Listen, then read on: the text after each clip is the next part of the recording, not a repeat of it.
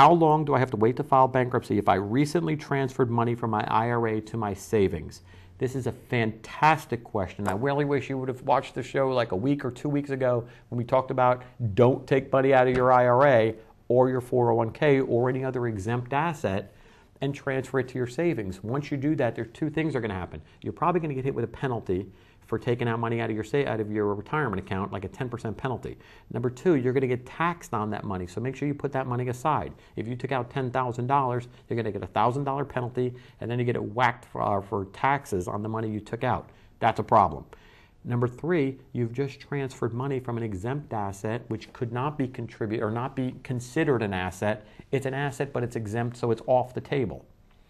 Now you've transferred into your savings account where it's an asset of your bankruptcy estate, and I may not be able to exempt all of it. So that's something you got to take into consideration. But if you did, there must have been a reason for the transfer, and that's really important. If you took $10,000 out of your IRA and put it in your savings account, you must have transferred it there for a reason.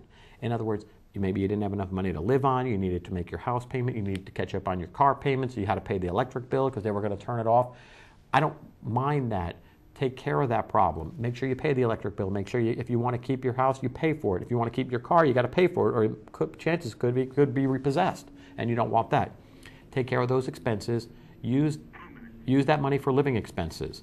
In other words, make sure you got gas in the car. Make sure the insurance is paid on the car. Make sure the car payment's made. Use that money for living expenses. Once that money is all used up, that's fine. Or once the money gets down to a point where we can exempt it all, then it's the opportune time to file bankruptcy.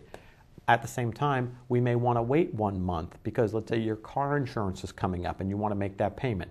Whatever it is, I want you to talk to your attorney about it because strategically, bankruptcy probably has become the most strategic type of law that you can file. In other words, you want to make sure that everything you've done in the past year or two is okay. You want to make sure you haven't made any payments to any friends or family members. You want to make sure it can give you a laundry list of things you don't want to do either before filing or after filing, and things you do want to do before filing or after filing.